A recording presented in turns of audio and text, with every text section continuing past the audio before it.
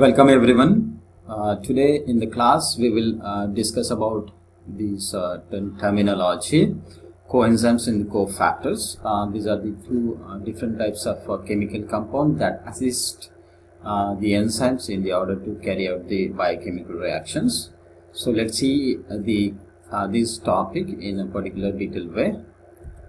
Cofactor is the first terminology. Cofactor is actually what is they are the non-protein substance. Okay, mostly they are the metallic ions or they are the chemical compounds that is required for the enzyme activity as a catalyst.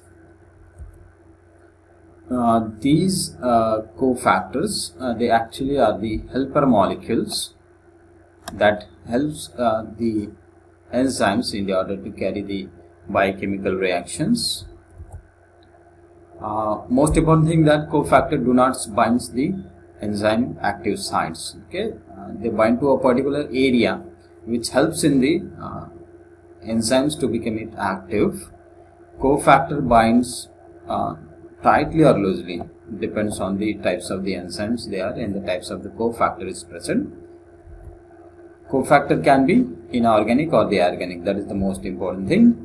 So in inorganic we have certain metal ions, magnesium and the zinc ions. Okay, and organic mostly they are called as the prosthetic groups and the coenzymes. Okay, so this is overall the cofactor. What we have to remember here, it is the cofactors is a non-protein chemical compounds or the metallic ions that is required for the activity of the enzymes. In fact, they actually act as a helper molecules which makes the inactive enzymes into the active so that it can carry out the reactions.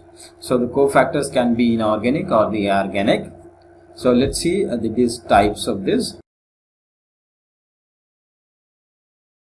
So what is this cofactor? Are categorized into the prosthetic group, enzymes, coenzymes and the metallic ions. Okay.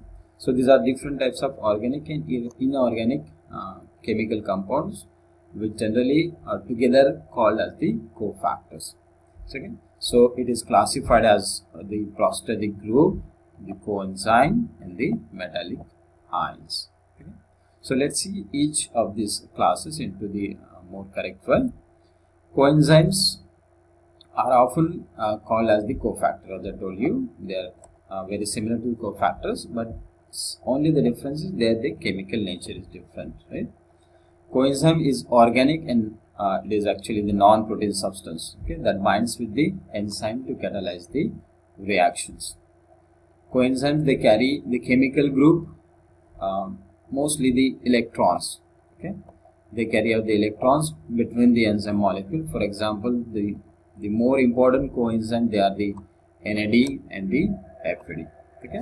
These NAD and FAD, they actually takes parts in the oxidation of the carbohydrate, mostly the cellular respiration, that finally produce the energy molecule, that is the ATP. Okay. Coenzymes, they bind loosely.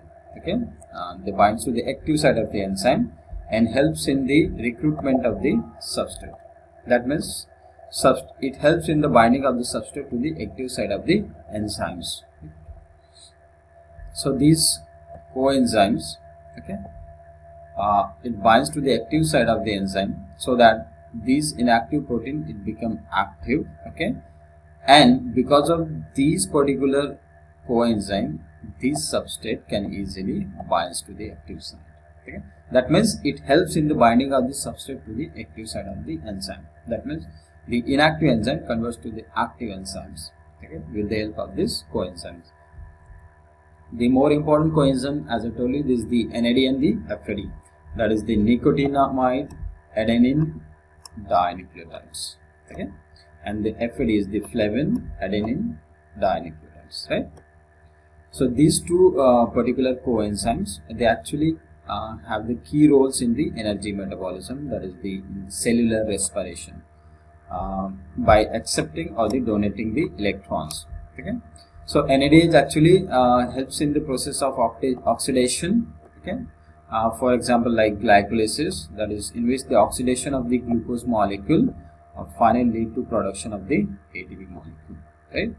So the organic molecules okay, from which the electrons are carried by the electron carrier, that is called NAD, which act as a coenzyme. Okay, and this NAD when it accept the electron and it get reduced to the NADH, okay, in this way. So taking the electrons from the organic molecule get oxidized, right, like this. So these particular chemical reactions is mostly helps in the cellular respiration. As we know, the 3 cycles, that is the glycolysis, Krebs cycles, and the electron transport chains. Okay.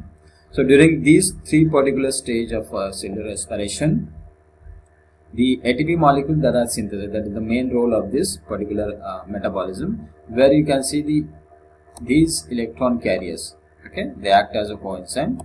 They carry the electron from the glycolysis to the Krebs cycles and to finally to the electron transport chain in the order to synthesize the ATP molecules. Okay, so this is what exactly the role of a coenzyme.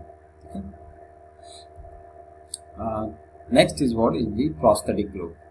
Prosthetic group, they are the organic compounds. Okay, they bind tightly to the enzyme. Okay, mostly the apoenzyme. Apoenzyme is an inactive enzyme actually.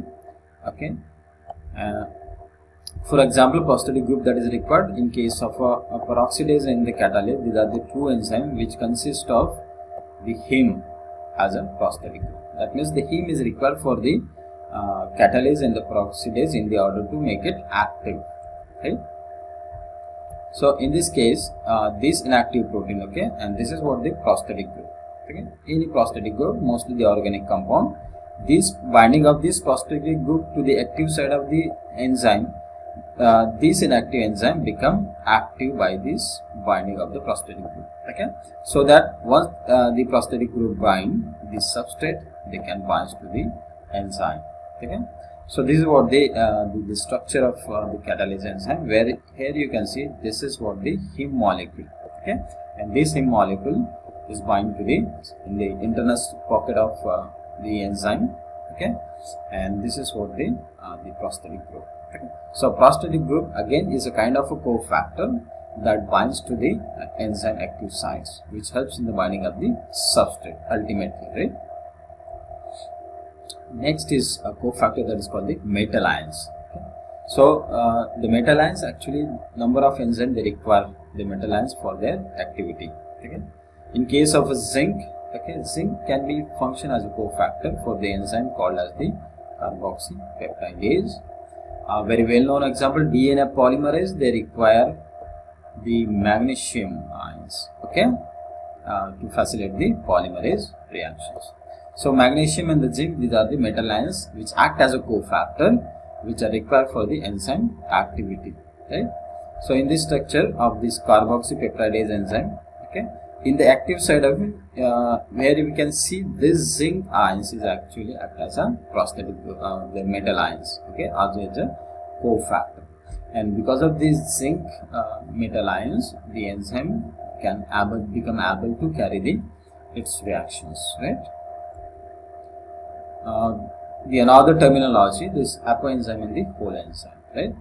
Apoenzyme is mostly the inactive form of enzyme, okay, which become active only when the cofactors they binds onto the active side of the enzyme. Okay, and the coenzyme is what? It is the catalytically active enzymes, okay, that become active when it binds with the cofactor. Okay, so inactive enzyme is called apoenzyme and active enzyme is called the coenzymes. Right? So this is what? This is the apoenzyme, okay, without the cofactor. When the cofactor binds to this particular area, okay, it become active, and the active enzyme is called the coenzyme.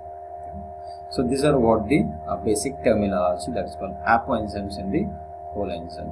Apoenzymes is an inactive form of enzyme. Coenzyme is the complete active form of enzyme along with the cofactors. Right. So ultimately, the summary of this class is what it is: the different kind of assisting molecule which are required for the enzyme to become catalytically active. Okay, so what we have seen, it is the cofactor, okay, cofactor, actually do not bind to the active site, they binds to the particular catalytic site nearby the catalytic site. Then we have the coenzymes.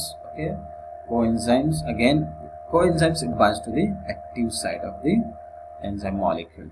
Okay, then apoenzyme we have already seen. Okay, apoenzyme is this part of the enzyme which is actually the inactive part of the enzyme, and the whole structure of this is called as the holoenzyme, right? That means holoenzyme is a complete molecule of enzyme which consists of the cofactors and the coenzymes. Okay, so these are what the cofactors and the coenzymes.